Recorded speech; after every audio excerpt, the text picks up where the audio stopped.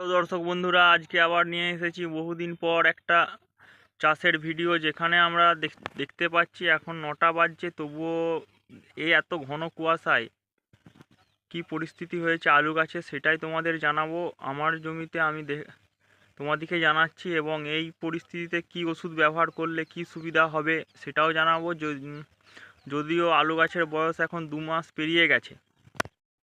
দেখো, এইগুলো আমার জ্যোতি আলু। এখানে এই জমিটা জ্যোতি আলু সবই দেখতে পাচ্ছ। গাছের মোটামুটি এখন পর্যন্ত ভালো আছে, কিন্তু 2 মাসে পেরিয়ে গেল তো গাছের বয়স। সেখান থেকে গাছের এক একটা পাতা মোড়া লক্ষ্য করা যাচ্ছে।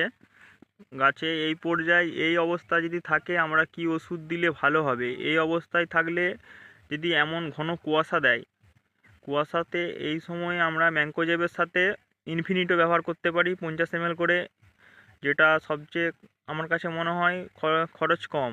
এছাড়া আরও ওষুধ আছে, যেমন ডেরেকো, তাকত, টাটার তাকত। ডেরেকো দিলে কি হবে, ডেরেকোর খরচ বেশি, যেখানে ট্যাঙ্কে পিছু তোমার প্রায় 200 টাকা পড়বে। আর ইনফিনিটো দিলে ট্যাঙ্কে তোমার 100 টাকা ট্যাঙ্ক পড়বে। ইনফিনিটো 50 ml ডোজ করে 50 গ্রাম ম্যানকোজেবের সাথে ইনফিনিটো দেওয়া হবে। এই অবস্থাতে কেউ গাছে ইউরিয়া দেবেন না। ইউরিয়া দিলে গাছ তাড়াতাড়ি গলে যাবে। হয়তো ডাঁটা গোলার ওষুধ তোমরা ভিতরি ব্যবহার করতে পারো।